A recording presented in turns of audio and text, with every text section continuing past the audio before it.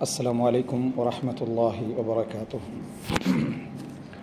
إن الحمد لله نحمده ونستعينه ونستغفره ونعوذ بالله من شرور أنفسنا ومن سيئات أعمالنا. من يهده الله فلا مضل له ومن يضلل فلا هادي له وأشهد أن لا إله إلا الله وحده لا شريك له وأشهد أن محمدا عبده ورسوله أما بعد. அன்புள்ள சகோதரர்களே, சகோதரிகளே, தாய்மார்களே, இன்றைய இந்த மார்க்க நிகழ்ச்சியிலே நீதம் அரிதானது என்கின்ற தலைப்பில், அல் இன்சாஃபு அசீஸு, நீதம் அரிதானது என்கின்ற தலைப்பிலே சில முக்கியமான விஷயங்களை இந்த இடத்திலே எமக்குள்ளே ஞாபகப்படுத்திக் கொள்ளலாம் என்று நினைக்கின்றேன். அன்புள்ள சகோதரர்களே, இந்த நீதம், நீதி, நியாயம் என்கின்ற சொற்களை அறியாத மனிதர்கள் இல்லை என்று சொல்கின்ற அளவில் ஒரு சிறப்பான ஒரு குணம்தான் மனிதனுடைய இந்த நீதி காட்டக்கூடிய, நியாயமாக நடக்கக்கூடிய அந்த குணம் என்பது. சொல்லப்போனால் எல்லா அஹ்லாக்குகளுடைய ஒரு தலையாய குணம் என்று என்ன செய்யலாம், இந்த நீதியை நாம் சொல்லலாம். ஆனால் இந்த நீதியான குணம் என்ற அந்த நீதி செலுத்தல் என்கின்ற பண்பாடை பொறுத்த வரைக்கும் அது நான் ஏற்கனவே சொன்னது போன்று நல்ல அடையாளங்களுடைய, நல்ல பண்பாடுகளுடைய தலைவாசல் என்று சொன்னேனே, அதில் வராது. என்ன காரணம் என்று சொன்னால், அதிகமான நேரங்களில் நீதியை மனிதன் விரும்புவதெல்லாம் அது தனக்கு சார்பாக இருக்கிற நேரத்தில் தான், அது தனக்கு அதாவது தோதுவாக இருக்கிற நேரில் தான் மனிதன் அந்த நீதியை எதிர்பார்க்கிறான், நீதியை என்ன செய்கிறான், விரும்புகிறான். அதற்கு மாற்றமாக இருக்கிற நேரத்தில் அந்த நீதியை மனிதன் ஏற்றுக்கொள்ளக்கூடியவனாக இருந்தாலும் விரும்புவது கஷ்டம். ஏற்றுக்கொள்ளக்கூடியவனாக இருந்தாலும் அதை விரும்புவது அவனுக்கு என்ன செய்யும், ஒரு சிரமமாக இருக்கும். அதனால் யாரெல்லாம் இந்த நீதி, நியாயம் என்கின்ற பகுதியிலே செயல்படுகிறார்களோ அவர்கள் அனைத்து மனிதர்களாலும் விரும்பப்படுவதற்கான எந்த விதமான சந்தர்ப்பமும் இல்லை. ஒரு நீதிபதியை ஊரே விரும்புதண்டா அவர் நீதிபதி இல்லைன்னு அர்த்தம். ஒரு ஊரே ஒரு நீதிபதி என்ன செய்கிறது, விரும்புகிறது என்று நீங்கள் பார்த்தீங்கன்னா அவர் நீதிபதி இல்லைன்னு அர்த்தம். என்ன காரணம் என்றால், ஒரு நீதிபதி இருக்கிற ஊரில் இருக்கக்கூடிய எல்லாருமே அகலாக்குடையவர்களாக, எல்லாரும் மார்க்கமுடையவர்களாக, எல்லாரும் தீனுடையவர்களாக இருந்தால் நீதிபதியுடைய தேவைகள் அங்கே என்ன செய்யும், மிக மிக மிக மிக குறைவாக இருக்கும். நம்ம வரலாற்றில் படிப்பது போல, ஒரு தோட்டத்தை ஒருத்தர் வாங்குறாரு, அந்த தோட்டத்தை வாங்கின பின்னால் அதுக்குள்ளே என்ன செய்யுது, ஒரு புதையல் கிடைக்குது. தோட்டத்தை வாங்கினவர் ஓடோடி போகிறாரு வித்தவர்கிட்ட போய், புதையல் உள்ளுக்கு இருக்கிற விஷயம் உங்களுக்கு தெரியாது, புதையல் உங்களுக்குரியதான் என்றார். புதையல் உங்களுக்குரியதான் என்றார். நம்ம ஊரில் தோட்டத்தில் எப்படி நடந்திருந்தா வித்தவர் ஓடி ஓடி இங்கே வந்திருப்பார். சரியா, உள்ளுக்கு புதையல் இருக்கிற விஷயம் எனக்கு தெரியாமல் வித்துட்டேன், புதையலை தாங்கன்ட்டு தான் என்ன செய்வார், கேட்பார். இது மாறி நடக்குது. எந்த அளவுக்கு நடக்குதுன்னா, கோர்ட்டுக்கு போகிற அளவுக்கு. கோர்ட்டுக்கு போனால் நீதிபதி இப்படி வழக்கு சந்திக்கிறார். என்ன வழக்கு சந்திக்கிறாருன்னா, இது ஏண்டது அல்ல, அவர் சொல்கிறார் இது என்னது அல்ல, உங்களது தான். இந்த மாதிரி போகுது பிரச்சனை. கடைசியில் நீதிபதி உங்களோட மகனையும் திருமணம் முடிச்சு வச்சு 2 பேரும் கடையில் என்ன செஞ்சுருங்க, பங்கெடுக்க கொடுங்கன்றார். இந்த நீதிபதியை உலகமும் விரும்பும், அவரும் விரும்பும். காரணம், மக்களும் நல்ல முறையில் இருக்கிறாங்க, நீதிபதியும் என்ன செய்கிறாரு, மிக சிறப்பான முறையில் இருக்கிறார்னு அர்த்தம்.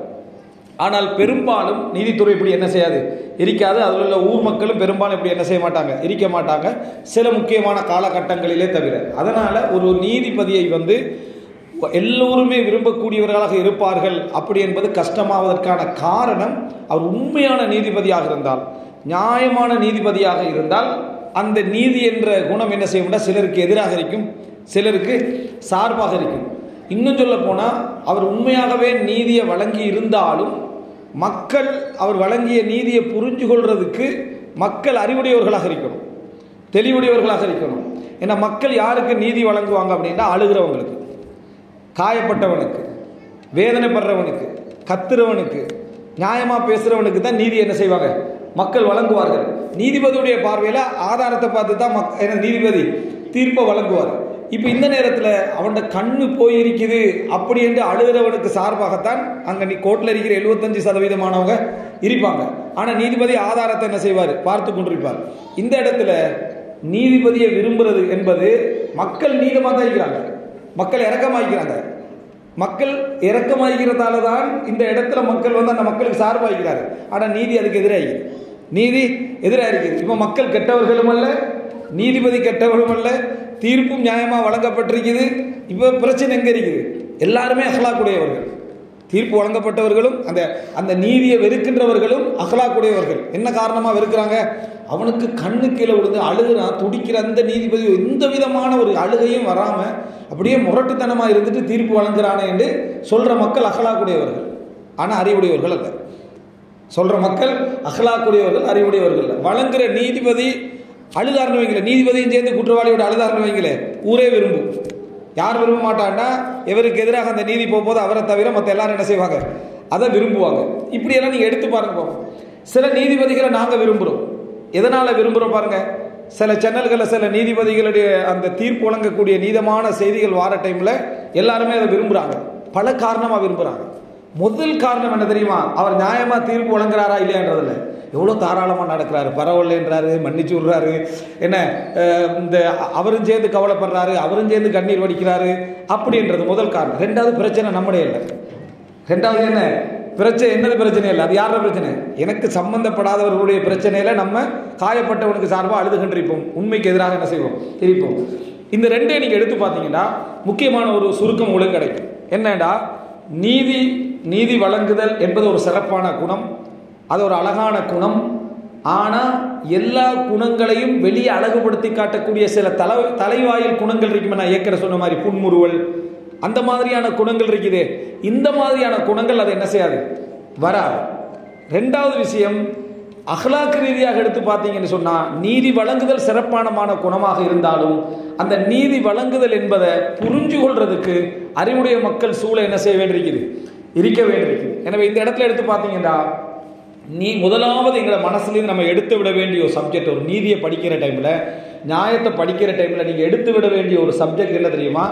நீதி வழங்கினா நீங்கள் விரும்பப்படுவீங்க உண்டோ, உங்களையே விரும்புவாங்க உண்டோ, அல்லது என்ன நீங்கள் நீதி வழங்குகிற சந்தர்ப்பத்தில் அந்த அனைத்து மக்களாலையும் நீங்கள் ஒரு பெரியோரு நபர் என்று உங்களை தீர்ப்பளிக்கப்பட்டு உங்களை முன்னிறுத்துவாங்கன்றோ நினைக்கக்கூடாது. மட்டுமல்ல, அடுத்த ஒரு புரிதல் என்ன தெரியுமா?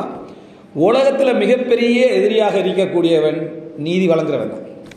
உலகத்தில் மிகப்பெரிய எதிரியாக இருக்கக்கூடியவர் நீதி வழங்குகின்றவர் தான். அஹ்லு சுன்னா வல் ஜமாஅத் மார்க்க ரீதியாக ஒரு விஷயத்தில் சொல்கிறேன். அஹ்லு சுன்னா வல் ஜமாஅத் நீதியான ஒரு பிரிவுன்னுவாங்க. இருக்கக்கூடிய அனைத்து பிரிவுகளிலுமே நீதியான பிரிவு எது? அஹ்லு சுன்னா வல் ஜமாஅன்னு சொல்லுவாங்க. அப்போ நீதியான பிரிவை தான் அனைத்து பிரிவுகளும் சேர்ந்து கொண்டு விமர்சிப்பார்கள். ஏன் விமர்சிப்பார்கள் தெரியுமா? அஹ்லு சுன்னா வல் ஜமாஅ என்ன செய்வாங்கன்னா, தவறானவரை தவறானவர்கள் சொல்வார்கள், தவறானவர்களை தவறானவர்கள் சொல்வார்கள், பிழையை பிழை என்று சொல்வார்கள். ஆனால் அஹ்லு சுன்னாவுக்கு வெளியில் உள்ளவங்க என்ன செய்வாங்கடா, தவறானவரை தவறானு சொல்றது மட்டுமல்ல, அவனை மேக்சிமம் எப்படி ஏசணுமோ அவ்வளோ ஏசுவான். வழிகேடு, நிரந்தர நரகம், குஃப்ரு ஏற்றுக்கொள்ள முடியாது. அப்போ அந்த நேரத்தில் அஹ்லு சுன்னா வல் ஜமாஅத் மறுபடி தலையிடுவார்கள். தவறானவர் தான், ஆனால் நிரந்தர நரகம் என்று சொல்லல. நீ என்ன அவருக்கு சார்பாகவும் பேசுகிறாய், திருப்பி மறுபடியும் என்ன எதிராகவும் பேசுகிறாய் என்று பார்க்குற நிலைமையில தான் நீதி இருக்கும். தவறானவர்னு சொல்லுவோம், ஆனால் அவன் சலா சொல்லலாம், பழகலாம், அவரோடு இருந்துகலாம், அவர் நிரந்தர நரகமெல்லாம் சொல்லக்கூடாது.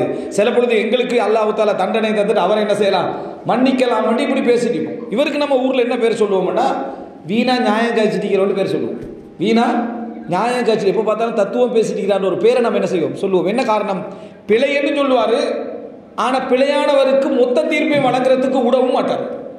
நீங்கள் அஹ்லு சுன்னா வல் ஜமாஅத்துக்கு வெளியுள்ளவங்களை நீங்கள் பார்த்தீங்கன்னா, பிழையன்று சொல்லிட்டாங்கன்னு வைங்களேன், இறுதி காவிரன்னு செஞ்சுவாங்க, வெளியே போட்டுருவாங்க முழுசாக. எனவே பிழையை பிழையென்றும் சுட்டி காட்டுவார்கள், பிழை செய்தவனுடைய நியாயத்தின் பக்கமும் நிற்பார்கள். இதுதான் நீதியுடைய குணம்.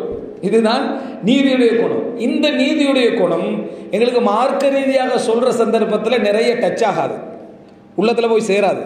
எங்களோட அன்றாட வாழ்க்கையோடு சேர்ற நேரத்தில் இது நிறைய உங்களுக்கு என்ன செய்யும், விளங்க வேண்டி வரும். அந்த கோணத்தில் தான் நான் இப்போ பேச போகிறேன்.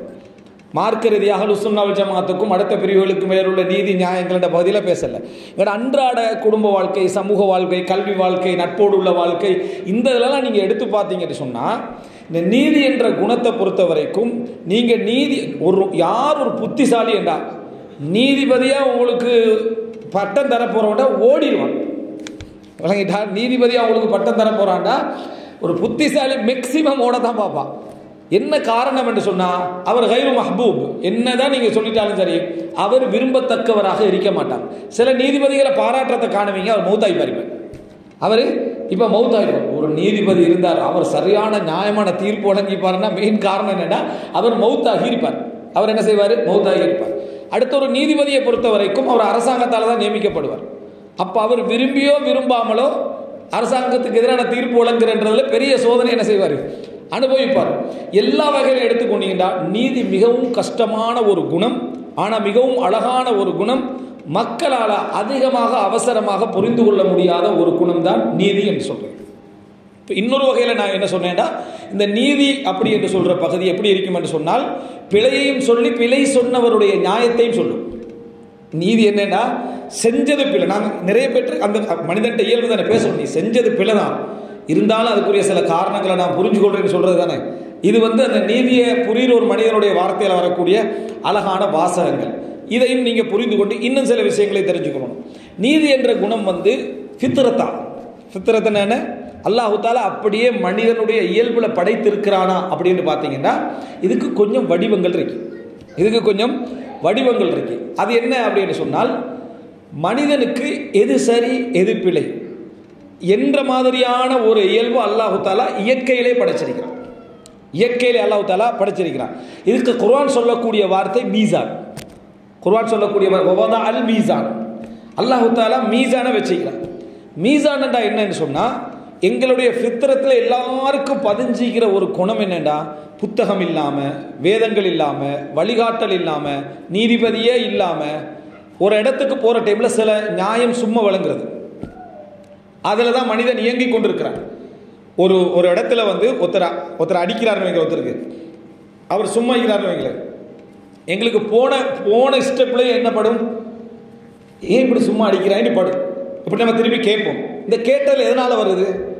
மனிதன் ஃபித்ரத்தில் அந்த படைக்கப்பட்டிருக்கிறான். அந்த ஃபித்ரத்துடைய உணர்வில் மனிதன் படைக்கப்பட்டிருக்கிறான். இயற்கையாகவே இது சரி எது பிள்ளைன்னு அவன் நினைக்கக்கூடிய அமைப்பில் படைக்கப்பட்டிருக்கிறான். அதனால தான் இது பெரியோர் ஹுஜ்ஜத், பெரியோர் பவரான ஆதாரம். எல்லா இடத்துலையும் நீங்கள் அதை சரியாக விளங்கிட்டீங்கன்னு சொன்னால், ஆதாரங்களை இல்லாமல் பேச முடிந்த ஒன்று தான் மனிதனுடைய உள்ளங்களிலே இந்த இன்சாஃப் பதிஞ்சிக்கிறது. நியாயமாக பேசுதல் அப்படின்ற ஒரு குணம் பதிஞ்சிக்கிறத நீங்கள் ஆதாரமே முன்வைக்க தேவையில்லை. சும்மா கேட்பி, இப்போ நீ செஞ்சது சரியா பிள்ளையாட்டு கேட்பேன் தானே, உடனே அவன் மௌனிச்சிடுறான். என்ன காரணம்னா, நீதி குணம் மனிதன் உள்ளத்துக்குள்ள அல்லாஹு தாலா என்ன செய்திருக்கிறான்? வைத்திருக்கிறான் என்பதனால தான் அவன் மௌனமாக ஆகிவிடுகிறான். இது அல்லாஹு தாலா வைத்திருக்கக்கூடிய ஒரு ஸ்பெஷலான விஷயம். உலகத்தில் நீங்கள் எந்த இடத்துக்கு போனாலும் ஆதாரங்கள் இல்லாமல், படிப்பு இல்லாமல், விளக்கம் இல்லாமல், எதுவுமே இல்லாமல் செஞ்சது சரியா பிள்ளையான்னு கேட்குறது. கேட்ட உடனே அவன் அமைதியாக அமைது. உலகத்தில் எந்த கோட்டுக்கு கொண்டு வந்த திருடனும் திருடுவது சரி அப்படின்னு எங்கேயா பேசிக்கிட்ட நீங்கள் கேட்டீங்க, திருடுறது சரியா நீ பேசின எந்த திருடனே நீங்கள் பார்க்க மாட்டீங்க. எதனால் அவன் பேசாம? அவன் சட்டம் படித்திருக்கிறான், திருடு ஹராம் என்று படித்திருக்கிறான், அல்லது திருடு எல்லா மார்க்கங்களையும் குற்றம் என்று படித்திருக்கிறான். அதுக்காக அல்ல, அவனுடைய உள்ளத்தில் அல்லாஹ் தஆலா படைச்சு வச்சுக்கிறான். என்ன திருட்டு என்றது பிழை என்ற அந்த உணர்வை படைச்சு வச்சுக்கிறான். அப்போ அவன் என்ன பேசுவான்? நான் திருடினது எதன் காரணமாக பேசுவான். பேசுவான். இந்த ரெண்டு இடத்தை தான் நான் இப்போ உங்களுக்கு சொல்லுவார். சரி பிழை என்கின்ற இடத்தை அல்லாஹ் தஆலா படைச்சு வச்சுக்கிறான், மனிதன் உள்ளத்தில் படைச்சு வச்சுக்கிறான். அடுத்தது சொன்னது நீதி அல்லவே, நியாயம். அடுத்தது சொன்ன என்னது? நியாயம். அரபில் இதுக்கு சொல்லுவாங்க அதுலண்டா நீதி, அதாலத்தண்டா நீதி. ஆனா இந்த இன்சாஃப் என்று சொல்றது, உதுர் அப்படி என்று சொல்றது நியாயம். நியாயமாக தீர்ப்பு வழங்குன்னு சொல்லுவோம். பார்த்தீங்களா, தீர்ப்புண்டா நீதி, நியாயம், நியாயத்தை சேர்த்துக்கொள்வோம் அதில். சரியா? நியாயம் என்றது நாங்கள் நீதி என்ற கருத்தில் தான் எல்லா இடத்துலையும் பேசுவோம். இருந்தாலும் நியாயம் என்ற வார்த்தைக்கு அர்த்தம் என்ன என்று சொன்னால் காரணங்கள் சொல்லுதல். அப்போ அந்த நீதியாகிறவனுக்கு திருடினது நியாயமற்ற மாதிரி வழங்கு. திருட்டு சரியன்றதுக்காக இல்லை, நீதிபதியை என்ன செஞ்சிருவாரு? யோசிச்சு பார்த்துட்டு திருடினது என்னது சரிதான், அப்போ அவர் திருட்டை நியாயப்படுத்தலை, இவன் செஞ்ச திருட்டு நியாயம் என்ன செய்யறாரு? சொல்ல வராரு. இது நீதித்துறையிലേക്ക് வரைக்கும் நமக்கு வழங்காது.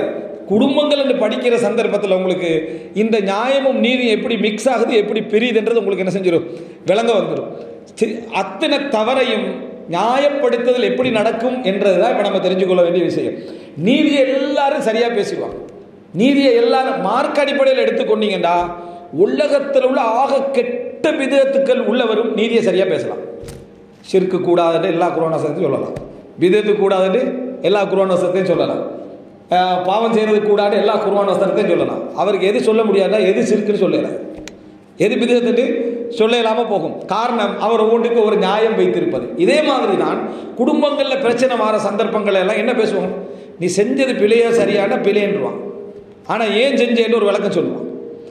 இதுதான் பல இடங்களில் நாங்கள் நீதியை சரியாக புரிஞ்சு கொள்ள இல்லாமல் தேவையில்லாத பிரச்சனைக்குள்ளே போய் தடுமாறுவதற்கான காரணம். இந்த பகுதிக்கு பேர் இன்சாஃப், இந்த பகுதிக்கு பேர் இன்சாஃப், அல்லது இந்த பகுதிக்கு பேர் உதுர், நியாயம், காரணம் என்கின்ற பகுதி. முதல் பகுதி ஒரு பெரிய துறை. எது நீதி என்று, எது நியாயம் என்று புரிஞ்சு கொள்ள, எது நீதி எது தீர்ப்பு என்று புரிஞ்சு கொள்ளக்கூடிய அந்த பகுதி இருக்குது. அது ஒரு பெரிய ஒரு பாபு. அது மனிதன் ஃபித்ரத்தாலையும் புரிந்து கொள்வான், இயற்கையான தன்மையாலையும் புரிந்து கொள்வான், அக்ல் சிந்தனையாலையும் என்ன செய்வான் அவன் புரிந்து கொள்வான். மார்க்கம் அதை வரையறைப்படுத்தும். மார்க்கம் என்ன செய்யும், வரையறைப்படுத்தும். முஸ்லிம்கள் நீதி என்று பார்க்கிறத இஸ்லாத்துக்கு வெளியுள்ளவன் சில பொழுது என்ன செய்ய மாட்டான், நீதி என்று பார்க்க மாட்டான். இஸ்லாத்துக்கு வெளியுள்ளவர்கள் நீதி என்று பார்ப்பதை ஒரு முஸ்லீம் என்ன செய்ய மாட்டான், நீதி என்று பார்க்க மாட்டான். கல்வி படிக்காதவன் நீதி என்று பார்க்கக்கூடியதை, நீதி இல்லை என்று பார்க்கிறத ஒரு கல்வி படித்தவன் என்ன செய்வான், நீதி என்று பார்ப்பான். இந்த நீதி என்ற பகுதிகளை நான் இந்த இடத்தில் பேச வரவில்லை. நீதி படிக்கணும், வாசிக்கணும், தெரிஞ்சுக்கொள்ளணும், இயல்பு அதுக்கு ஒத்துழைச்சி வரும். ஆனால் நியாயங்கள் இந்த சப்ஜெக்டை பொறுத்த வரைக்கும் அசீஸ் மிகவுமே என்ன செய்யும் என்று சொன்னால், ஒரு நியாயத்தை புரிந்து கொள்ளலும் ஒரு நியாயத்தை சொல்லுதலும் இந்த உலகத்தில் மிக மிக மிக மிக குறைவாக இருக்கும். நீதியை ஒத்துக்கொண்டுட்டு தான் பொய்யான நியாயங்களை வைப்பார்கள். நீதியை ஒத்துக்கொண்ட பின்னால் தான் பொய்யான நியாயங்களை வைப்பார்கள். அதன் காரணமாகத்தான் உண்மையானவன் யாரு, நியாயமானவன் யார் என்று தெரியாமல் போறதெல்லாம் இதன் காரணமாகத்தான் என்பதை நம்ம என்ன செய்யணும், புரிந்து கொள்ள வேண்டும். இன்னும் சொல்ல போனா இதை இன்னும் நல்லா நீங்க விளங்கணும்னா, நியாயம் என்றது அரிதானதுன்றது விளங்கணும்டா, நாங்க இப்ப பேச பேச உங்களுடைய மனதில் எந்த லெவலுக்கு வரும்டா, உங்களை குறித்து மற்றவர்கள் நியாயம் இல்லாமல் நடந்து கொண்டதில் தான் கூட வரும். நம்ம மற்றவர்களிடத்துல நியாயம் இல்லாமல் நடந்து கொண்டதில் கூட சிந்தனையில வராது. என்ன காரணம் என்றா, மனிதன் எப்பையும் தன்னை வச்சு தான் மற்றவங்களை என்ன செய்வான், யோசித்து கொண்டிருப்பான். அதனால இந்த டோட்டல் பயான் முடிஞ்ச பிறகும் நீங்க உண்மைதான் நீதம் அரிதானதுதான் என்ற விளக்கத்தோட போனாலும் அது எப்படி இருக்கும்னா, அடுத்தவனுக்கு நம்ம செஞ்ச நியாயம் இல்லாதன்னு இருக்காது, எமக்கு இவன் செஞ்சது நியாயம் இல்லை என்ற விளக்கத்தோட தான் போகும். ஏன்னா நியாயம் அரிதானதுன்றதுனால நம்ம அடுத்தவனுக்கு அதை கொடுக்கறதுன்றது மிக குறைவாக இருக்கும். அம்மார் பின் யாசிர் ரலியல்லாஹு அன்ஹு சொல்றாங்க, சஹீஹுல் புகாரியில் வரக்கூடிய செய்தி, அதாவது 3 விஷயத்தை சேர்த்தவன் ஜமஅல் ஈமான், முழு ஈமானை சேர்த்து கொண்டான்றான். 3 விஷயங்களை சேர்த்து கொண்டவன் முழு ஈமானையும் சேர்த்து கொண்டான் அப்படின்றாங்க. அதுல முதலாவது சொல்றாங்க அல் இன்சாஃபு மின் நஃப்ஸிக், அல் இன்சாஃபு மின் நஃப்ஸிக், உன்னிடமிருந்து பிறருக்கு நீ நியாயம் வழங்கல். அப்படின்னா என்ன, ஒன்ற விஷயத்துல நடந்து கொண்ட மற்றவர்களுக்கு நியாயமானது தான், அவர் செஞ்சது சரிதான், அவர் செஞ்சது நியாயம்தான், அதுல எந்த பிழையும் இல்லை, நான் தான் பிழை விட்டேன், நான் தான் இந்த இடத்துல தவறு, நான் இதை செஞ்சிருக்க கூடாதுதான் என்று நீ நியாயம் வழங்கு. அவன் செஞ்சிருக்க கூடாதான் என்றாலும் மன்னிச்சேன்றதல்ல, நான் செஞ்சிருக்க கூடாது, நான் செஞ்சது பிழை, நான் அந்த மாதிரி நடந்திருக்க கூடாது, இந்த விஷயத்துல நான் யோசிக்காம நடந்துட்டேன், இந்த விஷயத்துல சரியாக இல்லை என்று நீ நியாயம் வழங்குதல் ஈமான உனக்கு பூர்த்தியாக்குற மிக முக்கியமான. அப்படின்னா அவருடைய பார்வையில 33% பகுதி அது எது, நீ அடுத்தவர்களுக்கு நியாயமாக நடந்துவதா, அடுத்தவர்கள் விஷயத்துல நீ பிழை விட்டா என்பதை ஒத்துக்கொள்ளல் முதல் அம்சம். 2வது சொல்றாங்க தஸ்லீமுல் ஆலம், தனிப்பட்ட நபருக்கு தெரிந்தவர்களுக்கு சலாம் சொல்லாமல் அனைவருக்கும் சலாம் சொல்லுதல், அனைவருக்கும் சலாம் சொல்லுது. உன்னோட சலாத்துல இஹ்லாஸும் பொருளாதாரமும் அதுவும் இதுவும் மிக்ஸ் ஆகிருக்க கூடாது. சலாம் ஸ்பெஷலா எல்லாருக்கும் அனைவருக்கும் என்ன செய்யணும், வரணும் அப்படி என்று சொல்றது 2வது சொல்றாங்க. அடுத்த 3வது சொல்றாங்க அல் அஸ்ஸதகத்து மினல் இக்தார், வறுமை அஞ்சிய நிலையில் கஞ்சத்தன உணர்வுகள் மேலோங்குகின்ற கட்டத்தில் கொடுக்கக்கூடாது என்ற உணர்வோடு இருந்தும் நீ தர்மம் செய்த, இருந்தும் அதை வென்று நீ தர்மம் செய்தது. இந்த 3 இருந்தால் ஜமா அல் ஈமான், அவர் முழு ஈமானை என்ன செஞ்சாரு, பூர்த்தி செய்து கொண்டார் என்றது. இந்த இன்சாஃபு மின் நஃப்ஸிக் என்றது, அதாவது அந்த நீதமான உணர்வு அடுத்தவர்களுக்கு உன் விஷயத்தில் நீ வழங்குதல், உன் விஷயத்தில் அடுத்தவர்களை மன்னிக்கிறதல்ல, நீ அடுத்தவர்களுக்கு என்ன செய்யறது, வழங்குதல் என்பதை தெரிந்து கொள்ள வேண்டும். இப்போ பாருங்க எவ்வளவு காம்ப்ளிகேட்டடான ஒரு தலைப்பு இந்த நீதத்தை புரிந்து கொள்றது. இப்போ நான் ஃபர்ஸ்ட்டுக்கு சொல்லக்கூட இந்த தலைப்பை புரிஞ்சு கொடுக்கும் டைம் ஆகணுவீங்களே, அப்படின்னா நம்ம வழங்குற டைம்ல எப்படி ஒரு விஷயத்தை புரிஞ்சு கொள்றது. அதனால அந்த நீதத்தை புரிஞ்சு கொள்றதும் அரிது, புரிய வைக்கிறது அரிது, இவரால் அதை செலுத்த முடிஞ்ச அந்த கட்டம் என்ன செய்யும், மிகவும் அரிதாக இருக்கும். இந்த நீதம் இந்த இடத்துல நீங்க புரிஞ்சுக்கொண்டீங்கன்னா அடுத்த கட்டத்தை பாருங்க. இந்த நீதம் என்ற உணர்வு எப்படி, இப்போ இந்த தலைப்புடைய முழு நோக்கமும் என்னன்னா, நீதம் எவ்வளவு அரிதானதுன்ட்டு கடைசியில் ஒரு சின்ன ஒரு உபதேசம் தான். அந்த இவ்வளவு அரிதானது என்று விளங்கினா நம்ம என்ன செய்யணும்ன்றதுதான். அரிதை பெரிதாக கேளாது, அரித பெரிதா கேளாது, அரிதுன்னா அது அரிதனா. அப்போ நம்ம தான் அதை என்ன செய்யணும்னு ஒரு முடிவுக்கு வரணும். அப்போ நீதிக்கும் நியாயத்துக்கும் இடையிலான உள்ள அந்த டிஃபரெண்ட்டை நம்ம புரிஞ்சுட்டு இந்த மாதிரியான ஒரு, அதாவது நீதம்ன்றது ஈமானுடைய மிக முக்கியமான நியாயம் நீதம் ஈமானுடைய மிக முக்கியமான பண்பாடுகளில் உண்டென்றும் நம்ம புரிஞ்சிட்டோம்னு சொன்னால் அதுக்கு அடுத்த கட்டம் ஏன் இந்த, அதாவது நீதம் என்கின்ற ஒரு சப்ஜெக்ட் அரிது என்கின்ற தலைப்புக்குள்ள அடுத்ததாக இது வருது அப்படி என்று சொன்னால், மக்கள் நான் ஏற்கனவே சொன்னது போல அதிகமானவர்கள் உணர்வு சார்ந்திருப்பார்கள், அதிகமானவர்கள் உணர்வு சார்ந்தவர்களாக இருப்பார்கள்.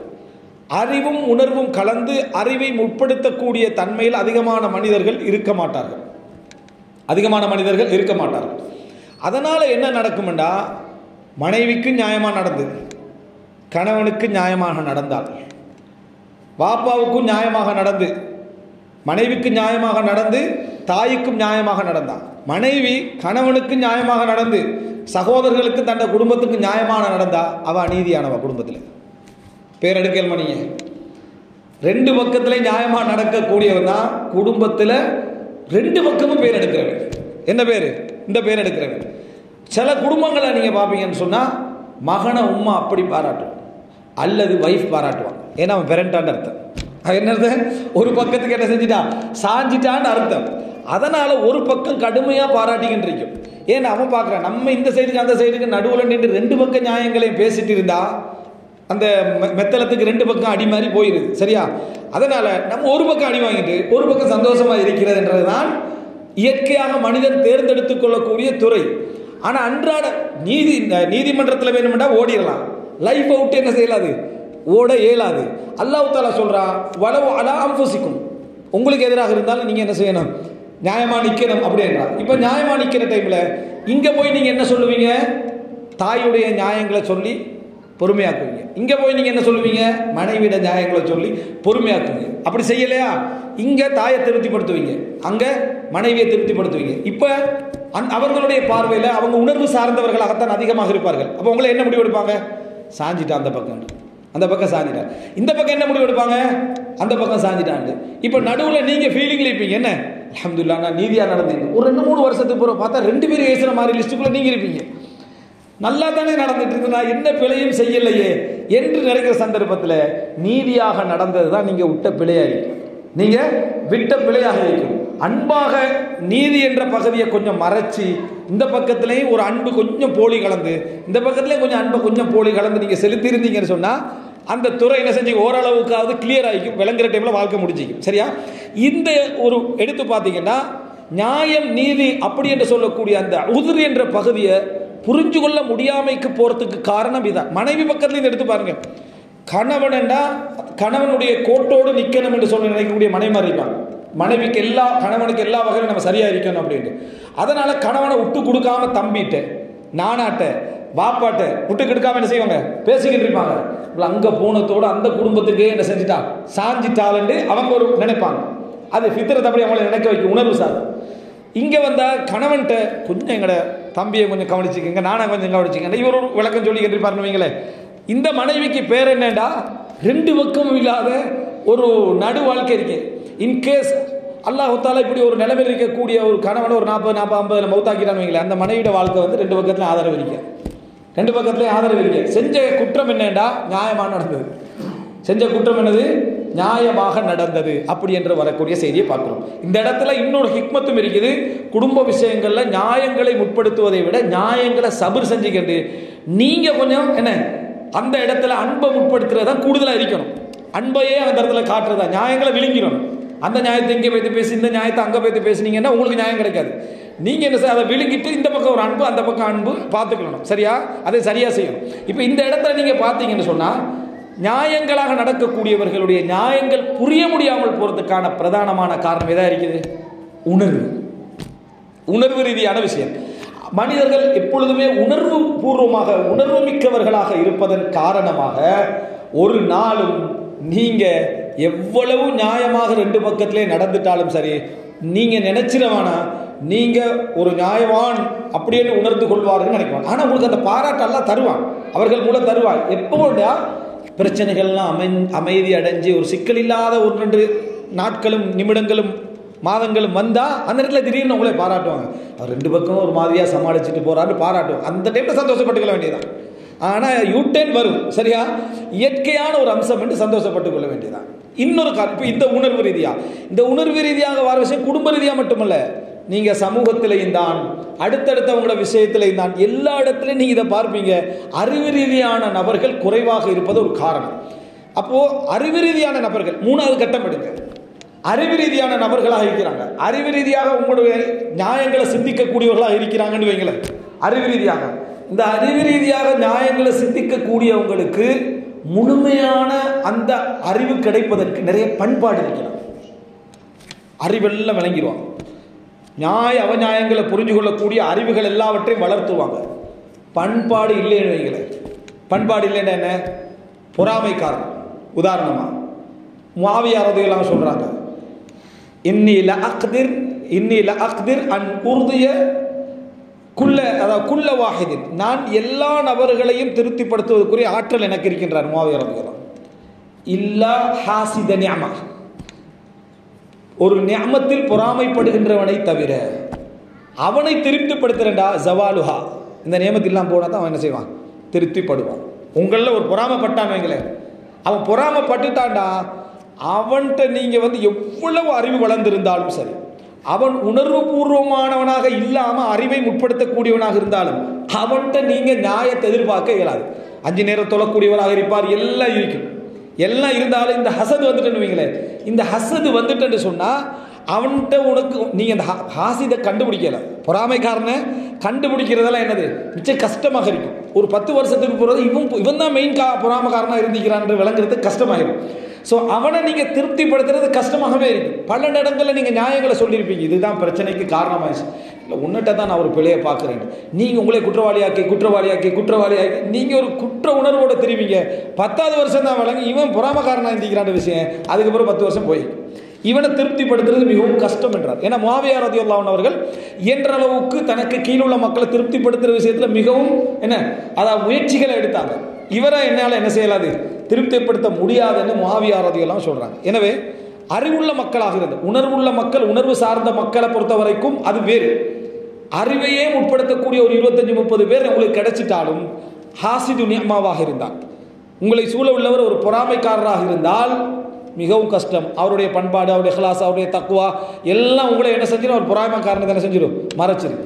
இஸ்லாம் பாதுகாப்பு தேட சொன்ன ஒரு மிக மோசமான குணம் எங்களை சூழலிக்கின்ற அது எது? பொறாமையை தான். குல்லபிர பின்னாசை குல்லபிர ஃபலக்கை ஒவ்வொரு தொழுகையிலையும் ஓதுது. ஒவ்வொரு தொழுகை சலாம் கொடுத்தவரும் ஓது மின் ஷர்ரி ஹாசிதின் இதா ஹசத், அதை ஓது என்று சொல்லி தந்தது எங்களுக்கு என்ன இஸ்லாம். அதோட பெருமதி என்ன? அதோட பெருமதி நீங்கள் விளங்கி சுற்றி உள்ள பொறாமை தான். உறவுகளில், நெருக்கமானவர்கள் எல்லாரிலும் இருக்கு. 2வது, இந்த அறிவுள்ளவர்களுடைய விஷயத்தில் நீதி நியாயத்தை நீங்கள் வந்து அவர்கள் சூழலாக எதிர்பார்க்க முடியாது போற காரணம், அறிவு நல்ல விளக்கம் இருந்து என்னுடைய நியாயங்களை புரியக்கூடிய ஆற்றல் உள்ள வேறு உணர்வை முற்படுத்த மாட்டார், அறிவைத்தான் முற்படுத்துவார் என்றால் அவருக்கு உள்ள பிரச்சனை என்ன தெரியுமா? கிபிர், பெருமை இருந்துட்டேன்னு வைங்களேன். பெருமை இருந்துட்டா ஒரு நாளும் நியாயத்தை நீங்கள் பேசுகிறத ஏற்றுக்கொள்ள மாட்டாங்க. நியாயத்தை நீங்கள் பேசுகிறத ஏற்றுக்கொள்ள மாட்டாங்க. இந்த பெருமையுடைய ஒரு சகோதரர் சொல்லுவார், பெருமையுடைய அண்ணன் தம்பி எழுக்கிறாங்களே, பெருமையுடைய அண்ணன் தம்பிகள்னா பெருமை இல்லாது, ஆனால் தன்முனைப்பு சிந்தனையாக இருக்கு. எப்போ பார்த்தாலும் அவரை வச்சு தான் உலகத்தை யோசிக்கிறது, உலகம் ஏன் முன்னேறுதுண்டா அப்படின்னு இவரை வச்சு தான் இருக்கும். இப்போ இந்த மாற்றம் நடந்தது இவரை வச்சு தான், உலகத்தில் நடக்கிற எல்லாமே இவரை வச்சு தான் நடக்கிற மாதிரியே இவருக்கு ஒரு கற்பனை பண்ணிருக்கும். சிலருடைய பேச்சில் நீங்கள் பார்க்கலாம், இப்போ முந்தியில் உள்ள பெருநாள் மாதிரியெல்லாம் இப்போ பெருநாள் இல்லை, ஏன்னா இவரை வச்சு தான் உலகம். சின்ன பிள்ளைலாம் பெருநாள் கொண்டாடிக்கிறதா, இவனுக்கு வயசாயிட்டு, சரியா? ஊருக்கு 50 வயசு ஆகிட்டா இவனுக்கு பெருநாள் மாதிரி இருக்காதான். இவன் என்ன நினைக்கிற, பெருநாள் மாறிட்டேன், நீ மாறிட்ட, உனக்கு வயசு 50, உனக்கு வயசு 50. பிள்ளைகள் 10 வயசுல அதே சந்தோஷத்தோட தான் இருக்கு, அதே சந்தோஷத்தோட தான் போகுது. முந்தி மாதிரியான சந்தோஷங்கள் இந்த நாட்களில் இல்லைன்னு நினைக்கிறேன். உனக்கு இல்லை, உன்னை வச்சு உலகம் இல்லை. ஆனால் என்னோட சிந்தனை ஃபுல்லா உலகம் மாறிட்டு நீ மாறிட்டா, உனக்கு வயசாயிட்டு. 60 வயசாகல இன்னும் உலகம் இருக்கு, 70ல் ஒன்றுமே பிரயோசனம் இல்லைன்ற மாதிரி ஆகும். அதை வச்சு சின்ன பிள்ளைகளுக்கெல்லாம் நீ சொல்லக்கூடாது. இதுக்கு பேர் தன்முனைப்பு, தன்னை வச்சு உலகத்தை யோசிக்கிறது. எந்த அளவுக்கு அடுத்தவருடைய சிறப்பை பாராட்டணும் என்றாலும் அவன் சொன்னா ஏற்றுக்கல மாட்டான், இவர் சொல்லணும். கணவன் மனைவி வச்சு சொன்னா தான் நல்லா வேணும். இப்போ மனைவி கிட்ட சொல்றேன், அல்ஹம்துலில்லாஹ் நீ செஞ்ச ஒரு தியாகத்தால தான் இன்றைக்கு நான் இப்போ இந்த இடத்துல இருக்கிறேன் அப்படின்னு நீங்க சொல்றீங்க. நீங்கள் என்ன நினைக்க உங்களை பணிவானவன் நினைக்கிறீங்க. இல்லை, இந்த தன்முனைப்பு சிந்தனை என்ன செய்யணும், அவவே அதை திருப்பி சொல்லணும். ஒரு நாள் நான் செஞ்ச ஒரு இதால் தானே நீங்கள் முன்னேறி, நீ செஞ்சுதானே எங்க நான் முன்னேறேன்னு கேட்டுருவேன். நீ தான் நான் சொன்ன நேற்று, நீ நேற்று சொன்ன உன்னால தான் நான் முன்னேறினது. இதே நான் சொன்னால் உனக்கு ஏற்றுக்கள் எல்லாம் இருக்கு. என்ன காரணம்? நல்லதா இருந்தாலும் நான் தான் சொல்லணும், நல்லதா இருந்தாலும் நான் தான் சொல்லணும், நீ சொல்லக்கூடாது. இதுக்கு பேர் இவர் பாராட்டலை, இவர் உணர்றதுன்றத அவர்கிட்ட காட்டுறது. நான் எல்லாத்தையும் உணர்றவன், நான் எல்லாத்தையும் விளங்குறவன். இது வந்து பிளஸுக்கு மைனஸுக்கு மேலே வந்தால் பிரச்சனை இல்லை, மைனஸுக்கு மைனஸுக்கு வந்தால் பிரச்சனை இல்லை, பிளஸுக்கு டபுள் பிளஸ். அங்கே ஒரு ப்ளஸ்ஸாக இருந்தாலும் நான் டபுள் ப்ளஸில் தான் எப்போ இருப்பேன்.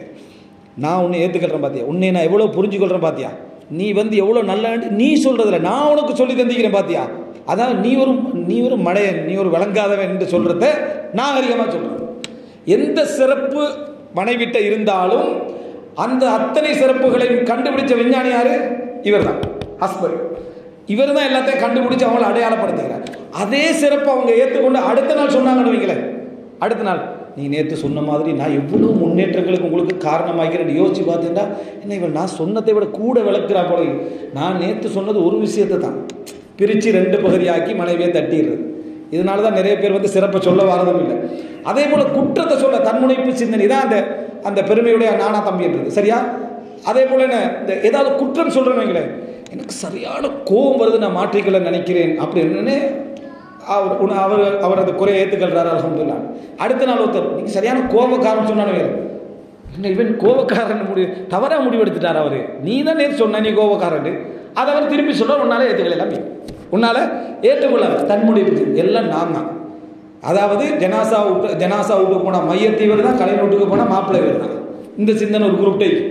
இவரை நீங்கள் நினைக்கிறீங்களா ஏதாவது சொல்லி விளங்கப்படுத்தி மாற்ற முடியும். என்னை பொறுத்தவரையில் தான் எல்லாத்தையும் ஆரம்பிப்பார். ஒன்றை பொறுக்கிறதே எங்களுக்கு பெரிய விஷயமா பேசுது, சரியா? எதை ஆரம்பித்தாலும் என்னை பொறுத்தவரையில், தன்னை பொறுத்தவரையில், நான், இந்த மாதிரி அனானியத், நான் என்ற சிந்தனை போக்கில் ஆரம்பிச்சு கொண்டிருக்கீங்க. இவர் உங்கள்கிட்ட இருந்தாருங்களே, நீங்கள் அவர்கிட்ட எந்த நியாயத்தையும் எதிர்பார்க்கலாம். இமாம் அதாவது மிஸ்அர் ரஹிமஹுல்லாஹ் சொல்கிறாங்க, நான் தொழுகையாளிகளிடத்தில் கண்ட பெருமையை போல வேற யார்ட்டையும் காணலை என்றார். எப்படி? தொழுகையாளிகள்கிட்ட கண்ட பெருமையை போல நான் வேறு யாரிடத்திலும் பெருமையை காணவில்லை அப்படின்றான். அப்போ என்ன காரணம் அப்படி வார்த்தை சொல்கிறாரு? மற்றவங்கெல்லாம் அடக்கமானவங்களுக்கு நான் சொல்லலை, உன்கிட்ட பெருமை அசலே இருக்கக்கூடாது. நீ அல்லாஹ்வுக்கு சுஜூத் செய்கிறவன், முன்சஃபில் சுஜூத் செய்கிறவன், அப்போ உன்கிட்ட பெருமையோட வாசமே இருக்கக்கூடாது.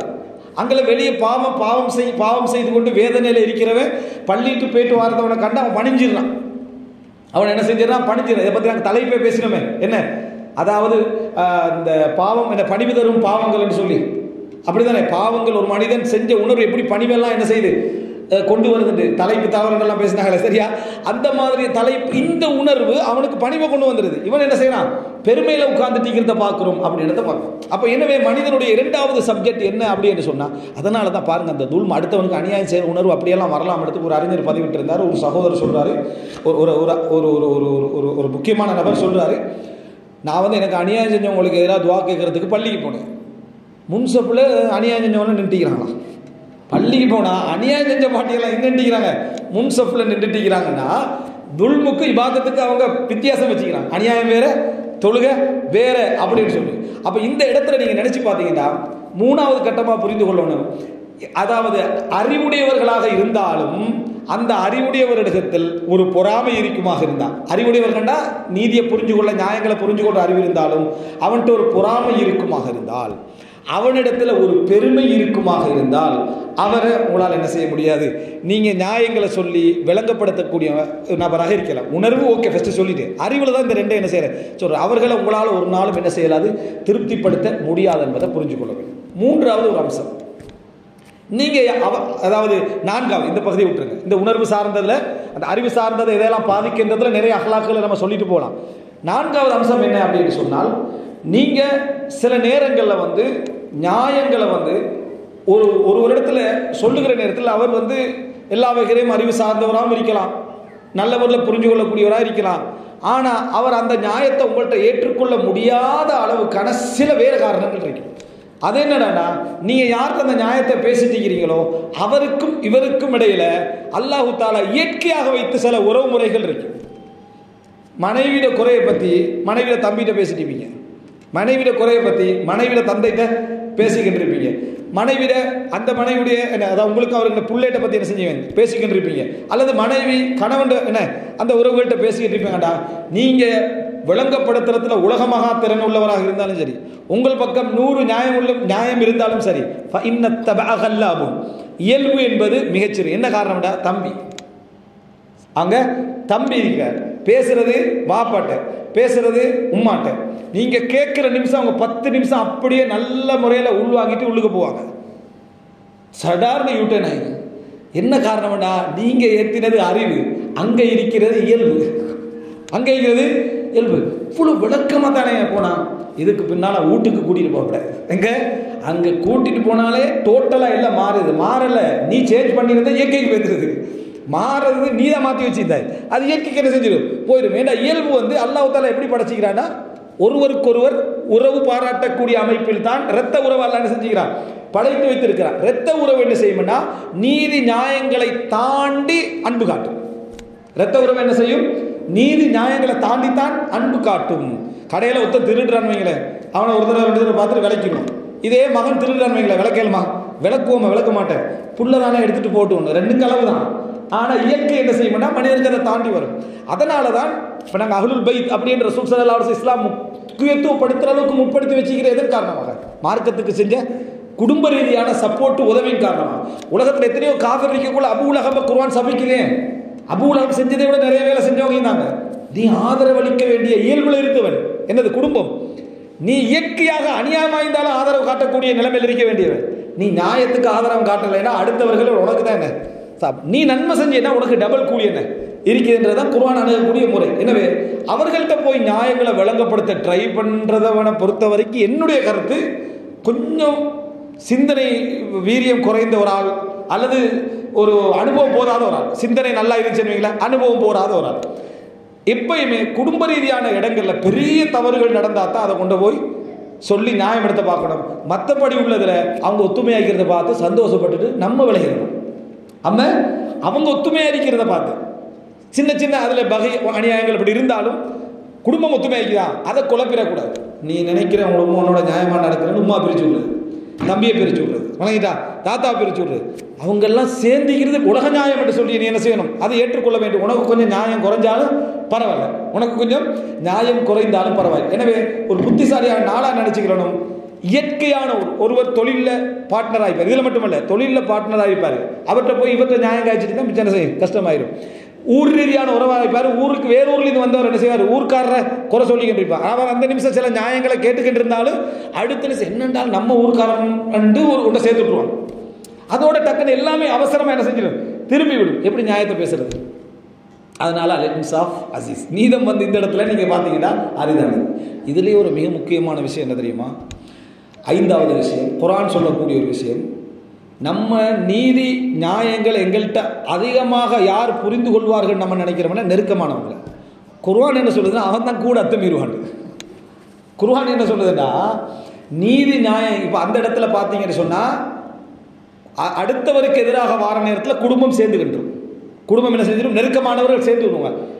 ஆனால் நெருக்கமானவருக்குள்ள யார் அத்துமீறனா நெருக்கமானவங்க தான். புரிஞ்சுது உங்களுக்கு? நெருக்கமானவருக்குள்ள ஒரு பிரச்சனை, அத்துமீற யாருன்னு பார்த்தீங்கன்னா நெருக்கமானவன் தான் என்ன செய்வான், அத்துமீறுவான். இவங்க அவசரமாக சேர்ந்து கொள்வாங்க. எப்படா வெளியிலிருந்து ஒரு எதிரி வந்தால் இந்த குரூப் என்ன செஞ்சிடும், சேர்ந்துடும். ஆயிஷா சொல்றா, ஒன் நிசா உயன் சுரு பாதுஹுன்ன பாதா, பெண்கள் ஒருவருக்கொருவர் உதவி செய்து கொள்வார்கள். புகாரில் வர செய்தி, ஒன் நிசாவு என் சுரு பாதுஹுன்ன பாதா, பெண்கள் ஒருவருக்கொருவர் உதவி செய்து கொள்வார்கள். எப்போ விளைவிக்கணும்னா ஆண்களுக்கு எதிராக இருக்கிற டைப்பில் மட்டும், ஆண்களுக்கு எதிராக இருக்கக்கூடிய நேரத்தில் மட்டும். இல்லைன்னு வைங்க, பெண்கள் ஒருவருக்கொருவர் எதிரிகள். அவங்களுக்குள்ள எப்படி எதிரிகள் அப்படின்னு சொன்னால், மாமியை மருமகளுக்கு என்ன செய்யாது, பெரும்பாலும் பிடிக்காது. மருமகளுக்கு மாமியை என்ன செய்யாது, பிடிக்காது. இயற்கையாக பிடிக்காம போகுது. இது வந்து பிழை அல்ல, நுஃபூர் ஒன்று என்ன செய்யும், இயற்கையாக இருக்கு. மாமா மருமகனை பிடிக்காது, குறைவு. மாமா மருமகனை பிடிக்கவில்லை, மருமகன் மாமா பிடிக்கவில்லை என்ற சப்ஜெக்ட் என்ன செய்யும், குறைவாக இருக்கும். அதே போல் மனைவியாக வரவங்களுக்கு மைனியை பிடிக்காது, தங்கச்சியை. எங்கேயாவது மச்சானுக்கு பிடிக்காம போகிறது குறைவு. அப்போ இதில் இப்னு ஹஜர் அஸ்கலானி இந்த வார்த்தைக்கு ஷரஹ் எழுதுற டைம்ல இந்த பெண்கள் ஒருவருக்கொரு உதவி செய்து கொள்வார்கள் என்றதை எப்படி புரிஞ்சு கொள்ளணும்? ஆண்களுக்கு எதிராக இருக்கக்கூடிய சந்தர்ப்பத்தில் அவர் சிறப்பாக கவனிக்கவில்லை, எனக்கு தன்னோடு சம்பந்தப்படாமல் வார டைமில் பெண்கள் ஒருவருக்கொருவர் உதவியாக என்ன செய்வார்கள், இருப்பார்கள் என்றது. இது பெண்களுக்கு எதிரானதல்ல. பெண்கள் எப்பொழுதும் தங்களுடைய இயல்புகளை புரிஞ்சு கொண்டு மார்க்க நிலைகளோடு தங்களை கட்டுப்படுத்திக் கொள்ள இந்த இயல்புகள் என்ன செய்யணும், புரிஞ்சுக்கணும். ஆண்களுடைய விஷயத்தில் ஆண்களுக்கு சில விஷயம் சொன்னது போல பெண்கள் அதை புரிஞ்சுக்கணும். நம்ம இந்த இடத்துல நம்ம நீதி அதாவது வெளியே போக வாய்ப்பு இருக்கு, அறிவை வளர்த்து கொள்ளணும். அப்போ நெருக்கமானவர்கள் மீறுவான் அல்லாஹ் எங்க சொல்றான்டா குர்ஆன்ல, அதாவது இன்ன கதீரம் மினல் ஹுலகா லா யப்கி பஅதுஹும் அலா பஅதின் இல்ல அல்லதீன ஆமனு வ அமிலுஸ் ஸாலிஹாத். அல்லாஹ் தஆலா சொல்றான் வ கலீலும் மா, அதாவது அதிகமாக கலந்து பழகுகின்றவர்கள் ஒருவருக்கொருவர் அத்துமீறுகிறார்கள் என்றால் இன்ன கதீரம் மினல் ஹுலகா, ஹுலதான ஹல் கலந்து பழகக்கூடியவர்கள், ஹலீத் இஹ்திலாத்னு சொல்லுவோம். கலந்து பழகக்கூடியவர்கள் அதிகமாக ஒருவருக்கொருவர் அத்துமீறுகிறார்கள், ஈமான் கொண்டு நல்லமல்கள் செய்கின்றவர்களை தவிர. அப்படின்னா அவங்களோட தியானத்தை அவங்கள என்ன செய்யும், கட்டுப்படுத்த, அவங்களோட மார்க்கப்பற்ற அவங்கள கட்டுப்படுத்தி வச்சுக்கணும். ஆனால் அப்படி எத்தனை பேர் இருக்கிறாங்கடா, இவங்க அதிகமட்டான அல்ல கலீலும் ஆகும், கொஞ்சம் பேர் தான்றான். நீதம் எப்பயும் அரிதானது தான். அல்லாஹ் சொல்றான் கலீலும் ஆகும், அப்படிப்பட்டவர்கள் கொஞ்சம் தான் அப்படின்னு. இது எந்த கதையில் அல்லாஹ் சொல்றான்டா, ஒரு ஆளுக்கு 99 ஆடு, ஒருவருக்கு ஒரு ஆடு. இந்த 99 ஆடு உள்ளவே என்ன யோசிக்கணும், 49 அவனுக்கு கொடுக்கணும்ன்றது நியாயம். சரி, ஏதோ நம்மளோட இவ்வளோ காலம் வைக்கிறான் 49. இவர் எப்படி பேசுகிறாங்க, பேத்து உண்டை வச்சுட்டு நீ என்ன செய்ய போற, நமக்கு தான் 99 ஆடு, அதோ இதை சேர்த்துட்டு அவனுக்கு வேற தொழில்கள் பார்த்துட்டு போயிடலாம்ன்ற லெவலில் தான் இவன்கிட்ட பேச்சிருக்கேன். பார்க்குற 2 பேரும் சரிதானே, உண்டை வச்சுட்டு பெருசாக அவனோட போட்டி போட்டுட்டு கொடுத்துட்டு போனா சரின்னு ஒரு இது நீதியா நியாயமான எந்த லிஸ்ட்டுக்குள்ள வரும்னு பார்த்துக்கோங்க. அப்போ அதனால அல்லாஹ் தஆலா என்ன சொல்றான்னா, அதிகமாக கலந்து பழகக்கூடியவர்கள் ஒருவருக்கொருவர் அத்துமீறக்கூடியவர்களாக இருக்கிறார்கள், ஒருவருக்கொருவர் அத்துமீறக்கூடியவர்களாக இருக்கிறார்கள், ஈமான் கொண்டு நல்லமல்கள் செய்கின்றவர்களை தவிர. அப்போ அதனால இப்னு உஸைமீன் ரஹ்மத்துல்லாஹி சொல்றாங்க, நீங்க அதிகமாக காணுவீங்க மிக நெருக்கமானவர் தான் பகை, அத்துமீறக்கூடியவராக என்ன செய்வான், இருப்பான். காரணம் என்ன அப்படின்னு சொன்னால், அவர் அரபுல ஒரு காயிதா சொல்லுவாங்க, கத்ரத்துல் மிசாஸ் துஃப்கிதுல் இஹ்சாஸ். அதிகமான தொடர்பு உணர்வை இழக்க செய்யும், அதிகமான தொடர்பு உணர்வை இழக்க செய்யும். அதிகமாக கலந்து பழக பழக பழக பழக தூரத்திலிருந்து பார்த்தா அழகு குறையும், அழகு குறைஞ்சிட்டு வரும். கிட்ட நெருங்கினே மைனஸ் நல்லா என்ன செய்யும், விளங்க ஆரம்பிக்கும். அப்போ உடனே ஒரு வார்த்தை சொல்லிடுறது, இப்படி நினைச்ச பார்த்தா அவர் அப்படி இல்லை, நீ நினைச்சதுக்கு முதலாவது பிள்ளை, நீ மலக்கொடைய பழகிறாய் பிள்ளை, உன்னையும் இப்போ அவன் நினைச்சிருப்பான், அவன் நல்லவன் சொல்லி சொல்லாம வைக்கிறான், அவன் நல்லவன் சொல்லி சொல்லாம வைக்கிறான். அப்போ உடனே கொஞ்சம் நான் நினைச்ச மாதிரி இல்லப்பா, நீ என்ன மாதிரி நினைச்சிருந்தாய், நீ ஜிப்ரீல் மாதிரி, மீகாயில் மாதிரி, இஸ்ராஃபீல் மாதிரி நினைச்சிருந்திருப்பாய். உண்ட சிந்தனையில் உள்ள பிள்ளையை கொண்டு போய் அவன்ல என்ன செய்வாய், அப்ளை பண்ணுவான். இப்போ இந்த மாதிரி கத்ரத்துல் மிசாஸ் துஃப்கிதுல் இஹ்சாஸ், அதிகமான தொடர்பு என்ன செய்யும் என்று சொன்னால் ஒருவருடைய உணர்வை என்ன செய்யும், இழக்க செய்யும். அப்போ இந்த உணர்வை அந்த இழக்க செய்யறதுக்கான அதிகமான இந்த அதனால நெருக்கமாக பழகிட்டு இருக்கிற டைம்ல நம்ம தமிழ்ல விஷயம் சொல்லுவோம், முற்றத்து மல்லிகை என்ன செய்யாது, மணக்காது அப்படின்னு வச்சுக்கிறோம். நம்ம முற்றத்து மல்லிகைன்னு ஊரை மட்டும் நினைச்சிக்கிறோம், வீட்டுக்குள்ளேயும் தான் சரியா. முற்றத்து மல்லிகைன்றது வீட்டுக்குள்ளேயும் தான் இருக்கிற கணவனாக இருந்தாலும் சரி, இருக்கிற மனைவியாக இருந்தாலும் சரி, என்ன செய்யாது, நமக்கு மைனஸுடைய பகுதிகள் என்ன செய்யும், நிறைய விளங்கி கொண்டே இருக்கும். சிந்தனை உள்ளவன் தான் நினைப்பான் மைனஸை மட்டும்தான் இந்த இடம் காட்டும். நல்ல முறையில் யோசிச்சு பார்த்தா அதில் நிறைய நியாயங்கள் என்ன செய்யும், இங்கே இருக்கிறதுக்கு இருக்கும் அப்படின்றது விளங்காது. இதுக்கு ஷேக் அல்பானியோட சம்பந்தப்பட்ட ஒரு சின்ன ஒரு சம்பவம் ஒன்று இருக்கிறேன். ஷேக் அல்பானி ஒரு ஹதீஸை தஹ்கீக் பண்ணிக்கிட்டு வர, அது என்ன ஹதீஸ் என்று சொன்னால், அதாவது அஸ்ஹதுன் நாஸி ஃபில் ஆலிமி அஹ்லுஹு வஜீரான், ஒரு அறிவுடையவன்ற விஷயத்தில் மிகவுமே பற்றுட்டு இருக்கக்கூடிய வேண்டாம், அவனோட குடும்பமும் அடுத்த வீடு வருது. ஒரு ஹதீஸ் அல்பானி அதை இட்டு கட்டப்பட்ட ஹதீஸ் என்றெல்லாம் சொல்லிட்டு லவதித்து அல்லவுக்கான ஹதீதா, இது ஹதீதாக இருந்திருக்க கூடாதான்றார்.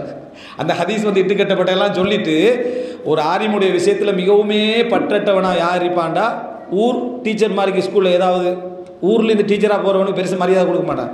வெளியூர்லேருந்து ஒருத்தர் டீச்சர் வந்திக்கிறான்னா அவருக்கு ஒரு மரியாதை கொடுப்பான். ஆனால் ஊரில் உள்ள நல்லா படிப்பிப்பான், ஸ்கூலில் நல்ல ஊர் என்ற உணர்வோடு சேர்த்து படிப்பிப்பான். ஆனால் அவன்கிட்ட டியூஷன் கிளாஸுங்க அவனு போக மாட்டாங்க, அவன்கிட்ட படிப்புக்கு போக மாட்டார், வாப்பாவும் சேருதான் இவரும் சேருதான் ஒரு விதமாக சொல்லிப்பான். அவரை விட கொஞ்சம் அறிவு குறைஞ்சவரால் வெளியிருந்து வந்துடுவாங்க, வெளியிருந்து வந்து சொல்லி வேலை இல்லை அப்படின்னு அப்படி படிப்பிக்கிறார் அப்படி என்னென்ன அவரை சொல்லிக்கிட்டு இருப்பாங்க. அதனால் ஊர் பிரின்சிபல் மாதிரி எந்த ஸ்கூலில் வைக்கிறது அனுப்பிடுறது, வெளியூர் ஒரு பிரின்சிபல் கொண்டு வந்து ஊரில் சேர்த்துறது, ஊர் உள்ள பிரின்சிபலும் ஊரில் இருக்கிறது ஓடிடுறது. சரியா, இங்கிருந்தா நம்மளே மதிக்க மாட்டான்னு ஓடிடுது, மெட்ராஸில் போய் செட்டில் ஆகிடுது. என்னென்ன காரணம் என்ன ஊரில்? இது காரணம் இந்த சப்ஜெக்ட். அதாவது அஸ்ஹதுன் நாஸி ஃபில் ஆலிமி அஹ்லுஹு வ ஜீரானுஹு. ஒரு அறிஞருடைய விஷயத்தில் மிகவும் பற்றற்றவராக யார் இருப்பாண்டா? பக்கத்து வீட்டு காரணம் வீட்டில் உள்ளவரும் என்னது பற்றற்றவராக இருப்பார் அப்படின்னு சொல்லி வருது. அல்பானி என்ன சொல்றாங்க, இது ஹதீஸாக இருந்திருக்க கூடாதா அப்படின்ற ஒரு வார்த்தையை சொல்றது என்ன செய்யும் பார்க்கணும். இப்போ இந்த நீங்க புரிஞ்சுக்கிட்டீங்கன்னா, நெருக்கமானவர்கள் கூடுதலாக அத்துமீறுவார்கள்டா. முதலாவது நெருக்கமானவன்ட்ட நியாயங்களை சொல்றத குறைச்சிக்கணும். நிறைய பேர் நினைக்கிறீங்க வந்து நெருக்கமானவங்களோட பேசுகிற சந்தர்ப்பத்தில் அதிகமாக, ஆனால் இதெல்லாம் விதிவிலக்கானவங்க இருக்கிறாங்க. யார்? ஈமான் கொண்டவர்கள், சிறப்பான நல்லமலுடையவர்கள், மார்க்கத்தின் ஊடாக தங்களை கட்டுப்படுத்திக் கொள்ளக்கூடியவர்கள், இவைகளை புரிஞ்சவர்கள். இதில் விதிவிலக்கு தான், அவங்களுக்கு தெரியும் இதில் என்னன்னு சொல்லி. ஆனால் அதிகமானவர்களை பற்றி தான் என்ன செய்யறேன் நான் இங்கே பேசுகிறேன். அரிதன்றது இதை விளங்கிட்டீங்கன்னா, நெருக்கமானவன்ட்ட அடிக்கடி நியாயத்தை சொல்லிட்டு கூடாது. நெருக்கமானவன்ட்ட காலையில நியாயம், பகல்லே நியாயம், நைட்லே நியாயம் பேச அவன் சும்மா கேட்டுட்டு அவன் என்ன செய்யறா? சும்மா கேட்டுட்டு இருப்பான். நீங்க நினைக்கிறீங்க உங்க நியாயத்தை அவன் செவி கொடுத்துட்டு டெய்லி இதுதான்றதுக்காக அவன் என்ன செய்யறான்? கேட்டுட்டு இருப்பானே தவிர நீங்க அந்த நியாயங்களை அடிக்கடி அடிக்கடி அடிக்கடி என்ன செய்யக்கூடாது? பிரஸ்தாபித்து கொண்டு இருக்கக்கூடாது. அவர் அப்படித்தான் அவரை நியாயப்படுத்திக்கிட்டே இருப்பாரு, சுருக்கமாக முடிச்சிருவாங்க நீ சொன்ன அத்தனை நியாயங்களை. சரியா? அதனால இந்த லெவலுக்கு நம்ம என்ன செய்யக்கூடாது? போகக்கூடாது. அதிகமாக நம்முடைய நியாயங்களை புரிந்து கொள்ளுதல் என்பது அரிது என்ற இடத்தை நம்ம என்ன செய்யணும்? இந்த இடத்துல தெரிஞ்சுக்கிறோம். அடுத்த கட்டமாக நீங்க என்ன செய்யணும்னா, சில நியாயங்களை பொறுத்த வரைக்கும் நீங்க வெளிப்படுத்த முடியாத ஒரு கட்டத்தில் இருக்கு. சில நியாயங்களை வெளிப்படுத்த முடியாத கட்டத்தில் உங்களுக்கும் அவங்க சில நியாயங்களை ஏற்றுக்கொள்ள முடியாத கட்டத்தில் இருப்பாங்க. நீங்க நியாயமற்றவன் இடத்துக்காக அல்ல, அவங்களுக்கு இன்னும் பல வேலைகள், இன்னும் பல இடங்கள்ல இருக்கக்கூடிய சில விஷயங்கள் இந்த இடத்துல பேசக்கூடாது என்ற நியாயத்தை அவங்களுக்கு சொல்லி, நீங்க நியாயமானவர் என்று 100% தெரிந்தும் உங்களுடைய நியாயங்களை சிறப்பாக அறிந்தும் அந்த நியாயங்களை உங்களுக்கு வெளிப்படுத்தாமல் அவங்க மௌனமாக இருக்க வேண்டிய கட்டம் வரும். என்ன இவர் இவ்வளவு சொல்லி மௌனம்? இப்போ சொல்லுங்க, நான் சரியா பிள்ளையாண்டால் அவன் மௌனமாக தெரியுமா? ஆனால் நீங்கள் நியாயமானவன் அவருக்கு தெரிஞ்சிருக்கு, நீங்கள் நியாயமானவன் தெரிஞ்சிருக்கு, உடனே உங்களுக்கு எதிரானவர்கள் நீங்கள் எடுக்கக்கூடாது. உண்மையான அறிவுகளோட எதிராக ஏதோ ஒரு காரணமாக அவர் என்ன செய்யலை, அதை வெளிப்படுத்தலை. இப்போ ரசூலுல்லாஹி ஸல்லல்லாஹு அலைஹி வஸல்லம் அவங்கள ஆயிஷா ரலியல்லாஹு அன்ஹா வந்து அன்சாரி பெண்கள் வந்து என்ன செய்கிறாங்க? அன்சாரி பெண்மணின்னு வந்து அவங்களோட சேர்ந்து அழுகிறாங்க. யாரோட? ஆயிஷா அவங்களோட சேர்ந்து அவங்களும் அழுகிறாங்க. ஒலா, அதாவது ஆயிஷா ரலியல்லாஹு அதை மறக்க முடியாத அளவில், அந்த வார்த்தை இருக்குல்ல, ஆனால் மறக்க முடியாத அளவில் அவங்களோட பக்கத்தில் நின்று என்ன செய்கிறாங்க? அழுகிறாங்க அன்சாரி பெண்மணி. இந்த அளவில் நடந்து கொள்றாங்க அந்த அன்சாரி பெண். உம்மு மிஸ்தா ஆயிஷா அவங்களுக்கு சார்பாக நடந்து கொள்றாங்க. ரசூலுல்லாஹி ஸல்லல்லாஹு அலைஹி வஸல்லம் எதிராக இருக்கல, ஆனா சார்பான வார்த்தை ஆயிஷா ரலியல்லாஹு அன்ஹாவுக்கு வெளிப்படுத்தலை. ரசூலுல்லாஹ் நிற்கிறாங்க அப்படின்னு அர்த்தம் என்ன? ரசூல் ஸல்லல்லாஹு அலைஹி அவங்களோட பக்கத்தை நியாயத்தை புரியாம இல்லை, ஆனால் ரசூலுல்லாஹ் அப்படி இருக்க வேண்டிய ஒரு இடத்துல இருக்கிறாங்க. காரணம், ஒரு சமூக தலைவர் தனது நீதியை வெளி உலகத்துக்கு நிரூபிக்க வேண்டிய ஒரு இடத்துல ரசூலுல்லாஹ் நின்றுட்டு இருக்கிறாங்க. மனைவிக்கு சார்பானவர், குடும்பத்துக்கு சார்பானவர் என்ற இடத்துக்கு அவங்க என்ன செய்யக்கூடாது? போகக்கூடாது என்ற ஒரு இடத்துல இருக்கிறாங்க. நமக்கு அந்த லெவலில் வந்தால் நம்ம சார்பாய்க்கலாம் மனைவி. ரசூலுல்லாஹ்ங்களுக்கு அந்த நிலைமை இல்லை. இதை ஒருத்தர் சுன்னத்தா பின்பற்றி நான் ஏன் நியாயமாக இருந்தேன் ரசூலுல்லாஹ் அப்படி இருந்தாங்க, உனக்கு என்ன உனக்கு வகை இறங்குறது இல்லை. அங்கே வகை இறங்கிட்டு ஆனால் ரசூலுல்லாஹ் அப்படி இருக்க வேண்டிய ஒரு கட்டத்தை என்ன செய்கிறாங்க? ரசூலுல்லாஹ் இருக்கிறாங்க. அப்போ ரசூலுல்லாஹ் தான் அந்த அல் குர்ஆன் வசனத்தை என்ன செய்கிறாங்க? ஆயிஷா சொல்கிறாங்க, அல்லாஹ் தஆலா உங்களை தூய்மைப்படுத்திட்டாங்க. ரசூலுல்லாஹ்களுக்கு எழுப்பி தேங்க்ஸ் பண்ணுங்கன்னு சொன்ன உடனே அபூபக்கர் ரலியல்லாஹு அவங்களோட மனைவி சொன்ன உடனே என்ன சொன்னாங்க? இவருக்கு நான் ஏன் நன்றி செலுத்தணும்னு கேட்டாங்க ஆயிஷா. இவருக்கு ஏன் நான் நன்றி செலுத்தணும்? நான் நன்றி செலுத்தணும் அல்லாஹ்வுக்காக தான். அப்படியே ரசூலுல்லாஹ் அநீதியாக நடந்து அர்த்தம் இல்லை. ரசூலுல்லாஹ் எனக்கு சார்பாக என்ன செய்யலை, இருக்கல. ரசூலுல்லாஹ் சார்பாக இல்லாமல் இருக்கிறதுக்கான சில நியாயங்கள் என்ன செஞ்சது? ரசூலுல்லாஹி ஸல்லல்லாஹு அலைஹி வஸல்லம் இருந்துச்சு. ஆயிஷா அவங்க நியாயம் இல்லாதவர் என்பதற்காக. எனவே என்மை சூழ உள்ள எல்லாருமே நீங்க நியாயமானவர், நீங்க நியாயமானவர் என்று சொல்லாமல் இருக்கிறதுக்கு காரணம் நம்ம நியாயம் இல்லைன்னு அர்த்தம் இல்லை. அவரவர்களுக்கென சில வாழ்க்கையில் சில அடுத்த சிறப்பு நியாயங்கள் சில பகுதி இருக்கும். ஒரு மனைவி ஒரு விஷயம் பேசுகிற சில கணவன் அமைதியாக இருப்பான். மனைவி நியாயம் இல்லைவான்னு அர்த்தம் இல்லை, பேசப்படுறது நம்மளை தாயை பற்றின்னு அர்த்தம். பேசப்படுறது நம்மளோட தாயை பற்றின்னு அர்த்தம். மனைவிக்கு நம்ம அவட தம்பியை பற்றி ஏதோ ஒன்று சொல்லிக்கிட்டு இருப்போம், அவங்க மௌனமாக இருப்பாங்க. நீ நியாயம் இல்லைன்னு அர்த்தம் இல்லை, பேசப்படுறோட தம்பியை பற்றி. அதனால சில நேரங்களில் அந்த இடத்தோரை பாதுகாக்க வேண்டிய கட்டம் அவங்களுக்கு என்ன செய்ய இருக்கும். அதனால் அமைதியாக என்ன செஞ்சுட்டு இருந்திருப்பாங்க. அவங்க அங்கே போய் உபதேசம் செய்வதற்கான வாய்ப்பு இருக்குது. உமர் இப்னு கத்தாப் எல்லாம் கொல்லப்பட்டது எதனால தெரியுமா? இந்த நியாயத்தை புரிஞ்சு கொள்ளாதனால. அபுல் குலுவா அவர்கிட்ட வந்து உமர் ரலியல்லாஹு அன்ஹு அவர் வந்து சொல்றாரு, இப்படி தான் எனக்கு சில இந்த அதாவது இந்த அதாவது முகீரத்து இப்னு ஷுபா வந்து இப்படி நடந்து கொள்றாரு, முறையாக நடந்து கொள்றாரு இல்லை அப்படின்னு சொன்ன உடனே உமர்லாம் என்ன பதில் சொல்றாங்கன்னா, நீங்க வந்து என்ன செய்யுங்க, உங்களோட எஜமானனோட சிறப்பான முறையில் நடந்துக்கங்கன்றாங்க. மனசுக்குள்ள வச்சுக்கிறாங்க. அட்வைஸ் சொன்னாங்க என்ன செய்யணும் பண்ணணும். அட்வைஸை இவர்கிட்ட பண்றேன்னு சொன்னா இவர் அவருக்கு எதிராக கிளம்பக்கூடிய மன உணர்வுக்கு வந்துருவான்னு சொல்லல. இது இந்த ஒரு அற்ப காரணமாக தான் உமர் ரலியல்லாஹு அன்ஹு என்ன செய்யுது கொள்ற அளவுக்கு என்ன செஞ்சது வந்தது அப்படி இடத்தை பார்க்கும். எனவே தான் இதில் நம்ம கவனமாக இருக்கணும். இதனால தான் இமாம் மாலிக் இப்னு அனஸ் ரஹிமஹுல்லா இதை நீங்கள் பார்த்துக்கங்க. மாலிக் இப்னு அனஸ் ரஹிமஹுல்லா அவங்க வந்து எப்பயுமே என்ன செய்வார், அதாவது இந்த பள்ளிக்கு 5 நேரம் வந்து ஜனாசா தொழுகைகளை கலந்து கொண்டு எல்லாத்துலேயும் கலந்து கொள்ளக்கூடியவங்களா இருந்தாங்க. திடீர்னு கொஞ்சம் காலத்தில் ஜனாசா தொழுகைகளை கலந்து கொள்றது என்ன செஞ்சுட்டாங்க, விட்டுட்டாங்க. அதுக்கு ஒரு 5 நேரம் பள்ளிக்கு வாரத்தை விட்டுட்டாங்க இமாம் மாலிக் இப்னு அனஸ். அப்போ மக்கள் வந்து கொஞ்சம் அது நீண்ட காலமாக போய் கேட்குறாங்க, ஏன் நீங்கள் இப்படி வாரீங்க இல்லைன்னு சொல்லி. மாலிக் இப்னு அனஸ் சொன்ன வார்த்தை என்ன தெரியுமா, லைஸ குல்லு நாசி யக்திர் ஐ யதகல்லம பிஉத்ரிஹி, எல்லா மனிதர்களும் தங்கள் நியாயத்தை சொல்வதற்கான சக்தியில் இல்லை என்ன. எல்லா மனிதர்களும் என்ன நியாயத்தின் காரணமாக நான் இங்கே வராமல் இருக்கிறேன் என்று சொல்லக்கூடிய சக்தியில் இல்லை என்று இமாம் மாலிக் இப்னு அனஸ் ரஹிமஹுல்லாஹ் சொல்கிறாங்க. ஒரு காயிதா மாதிரி இதை எழுதிக்கிறோம் நம்ம மனசு. அடுத்தவன்ட்ட விஷயத்தில் நியாயம், நம்மளோட விஷயத்துக்கு போய் தேடுற நியாயம். அவனுக்குன்னு சில விஷயங்கள் இருக்கு, அவனால் வரையலாத காரணம், செய்யலாததுக்கு காரணம் என்ன காரணம், நீங்கள் சுன்ன தொழலைன்னு கேட்குறது என்ன காரணம், நீங்கள் தஸ்பீ செய்யலை என்ன காரணம், நீங்கள் என்ன செய்யலை குர்ஆன் ஓதலை என்ன காரணமாக நீங்கள் அது செய்யலை என்ன காரணமாக இது செய்யலைன்னா ஒரு மனிதனுக்கு சொல்ல அவசரமாக சொல்லி வேலுமாய்க்கும். ஆனால் சொல்லாமிக்கிறதுக்கு அவனுக்கு வேறொரு நியாயம் என்ன செய்வீங்க. இமாம் மாலிக் இப்னு அனஸ் சொல்றாரு, எல்லா மனிதர்களும் தனது காரணத்தை சொல்வதற்கான சக்தியில் இல்லை அப்படி என்றார் இமாம் மாலிக் இப்னு அனஸ் ரஹிமஹுல்லாஹ். அப்போ நம்ம தெரிந்து கொள்ள வேண்டிய விஷயம் என்னடா, சில நியாயங்கள் எங்களுக்கு வெளிப்படுத்தப்படாமல் இருப்பதில் பல நியாயங்கள் அதில் என்ன செய்யும் இருக்கும். யார் நமக்கு எதிராக வெளிப்படுத்தலையோ அமைதியாக போகிறது நல்லது. இந்த ஒரு விளக்கமின்மையை பற்றி, இந்த இன்சாஃபை பற்றி இமாம் இப்னு குத்தைமா தைரவரி சொல்றாரு. எப்படின்னு ஒரு வார்த்தை, அழகான வார்த்தை, லக்கது குன்னா நஅ்ததிரு மினல் ஜஹ்லி ஸமான, நாங்கள் ஒரு நீண்ட காலமாக படிக்கலையே தெரியலையே விளங்கலையே என்று நியாயம் சொல்லி கொண்டிருந்தோம். வக்கது சிர்னா நஅ்ததிரு மினல் இல்ம், படிச்சுட்டோமே விளங்கிட்டோமே இப்போ காரணம் சொல்ல வேண்டியிருந்தார். அதாவது ஏன் தான் விளங்கினோமோ, ஏன் தான் படித்தோமோ, ஏன் தான் தெரிஞ்சோமோடு காரணம் சொல்ல வேண்டிய காலத்துக்கு நாங்கள் என்ன செய்திருக்கிறோம், தள்ளப்பட்டோம். ஒரு காலத்தில் நன்றியை மறைமுகமாக உணர்த்த வேண்டிய காலத்தில் இருந்தோம். இப்போ சலாமத்தாய்க்கிறதே நிம்மதி என்ற காலத்துக்கு நாங்கள் என்ன செஞ்சுட்டோம். அவன் நன்றி தெரிவிக்காட்டி பரவாயில்ல, ஏசாமி இருந்தால் போதுகின்ற காலத்துக்கு நம்ம வந்துட்டோன்றான். இதை நம்ம தெரிந்து கொண்டு விட்டோம் என்றால் நமக்கு இப்போ விளங்கிறேன் என்னடா, இது எவ்வளவு இந்த நியாயங்கள் என்னென்ன விஷயங்கள் எல்லாம் என்ன செய்யுது நம்மளோட மிக்ஸ் ஆகிக்கிறத பார்க்குறோம். இதை தெரிஞ்சுட்டோம் என்று சொன்னால் இந்த உலகத்தில் நம்ம நிம்மதியாக இருக்கணும்டா, நம்ம ரிலாக்ஸாக இருக்கணுமாக இருந்தால். இமாம் மாலிக் இப்னு அனஸ் இன்னொரு செய்தி என்ன சொல்லிக்கிறது, இமாம் மாலிக் இப்னு அனஸ் மக்கள் என்னையை பற்றி என்ன சொல்கிறாங்கன்னு கேட்டார். சிலர் பாராட்டுறாங்க, சிலர் விமர்சிக்கிறாங்க. மாலிக் இப்னு அனஸ்க்கு என்ன கவலை, விமர்சிக்கிறாங்களா எந்த காரணமாக, நமக்கு ஒத்த விமர்சிக்கிறேன்டா நம்ம தாங்களா, அவரு மக்கள் 60 பேர் விமர்சிக்கிற மாதிரி சொல்கிறாரு, என்ன விமர்சனம் கேட்கல. இப்படித்தான் மக்கள், இப்படித்தான் காலம், எல்லா மக்கள்லையும் விமர்சனமும் வரும் பாராட்டும் வரும். விமர்சனம் மட்டுமே வார நேரத்தான் நம்ம அஞ்சு கொள்ள வேண்டும் என்றார். விமர்சனம் மட்டும்தான் வருது, பாராட்டே வரலைன்னா நம்ம பிள்ளை செய்கிறோம்னு என்ன செய்யணும், அஞ்சு கொள்ள வேண்டும். இல்லைன்னா விமர்சனமும் பாராட்டும் வார நிலைமையில தான் மனிதர்களுடைய வாழ்க்கை என்ன செய்யும், போகும்ன்றான். இதை நம்ம விளங்கினோம்டா நமக்கு நம்ம செய்து கொள்ள வேண்டிய ஒரு உபதேசம் என்ன தெரியுமா, எந்த நேரத்திலும் நாங்கள் அடுத்தவர்கள் நம்மை நியாயப்படுத்த வேண்டும், நமது நியாயங்களை புரிந்து கொள்ள வேண்டும், அதில் தான் எங்களோட நிம்மதி என்ற இடத்துக்கு போகக்கூடாது. அதில் தான் நம்ம அந்த நிம்மதி என்ற இடத்துக்கு போகக்கூடாது. எப்பொழுதுமே அதாவது கத்திமில் மஅரூஃபு வரஹ், நன்மையை செய் நகர்ந்து விடு, நன்மையை செய் நகர்ந்து விடு. லா தந்ததிர் சுக்ரன் வலா திக்ரா, நன்றியையும் எதிர்பார்க்காத புகழையும் என்ன செய்யாத எதிர்பார்க்காத. பெரிய மருந்து, லா நுரீது மின்கும் ஜஸாஅன் வலா ஷுக்கூரா, உங்களிடத்தில் கூலியும் எதிர்பார்க்கவும் இல்லை நன்றியும் நம்ம என்ன எதிர்பார்க்கல. நல்லதை செய்யணும், விரக்தியிலே நகரக்கூடாது. இவன் என்ன மதிக்க போறாரு, விரக்தியிலே நகர, விரக்தியில நகர சொன்னார்கள் வழங்கக்கூடாது.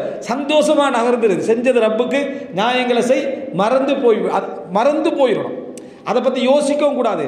என்ன நியாயம் என்ன நியாயம், இது சுபஹானல்லாஹ், நீங்கள் எந்த அடிப்படையில் செய்யலாம்னு அட்ரஸ் இல்லாத ஃபேஸ்புக்கில் கமெண்ட் பண்ணிடுவான். அதுக்கு 2 ஹவர் விளங்கப்படுத்திட்டீங்க, ஓகேன்னு போட்டு பேத்துறான் ரிட்டன். இவர் 2 ஹவர் விளக்கப்படுத்தினவரோட பதில் தெரியுமா, ஓகே. இதுக்கு நீயே இந்த மாதிரி ஒரு லெவலுக்கு நீ போகணும், யாருன்னு தெரியல 2 ஹவர் விளக்கம் வேறு கொடுக்குறாரு. அவ்வளவுக்கு நம்மளை நிரூபிக்க வேண்டிய ஒரு நிலைமையிலே நம்ம இருக்கிறோம். சுப்ஹானல்லாஹ், அல்லாஹ் தஆலா வெளிப்படையானவரோட குர்ஆன் வசனம் சொல்லுது, அந்த ரப்புக்கு மனைவி என்றாங்க, புள்ளை என்றாங்க. அல்லாஹ்வுக்கு மனைவி இருக்கு, புள்ளை இருக்கு, மலக்குமார்கள்லாம் பெண்கள் என்று சொல்றான். அந்த ரப்புக்கு எதிராக உலகமே இணை வச்சுக்கிட்டு இருக்கு. அதை விடவா நம்ம சுபஹானி, சுபஹானல்லாஹ், அல்லாஹ் தஆலா தூய்மையானவன், சுபஹானி நான் தூய்மையானவன், நியாயப்படுத்து உன்னை நியாயம் இல்லாமலே விளங்கட்டும்.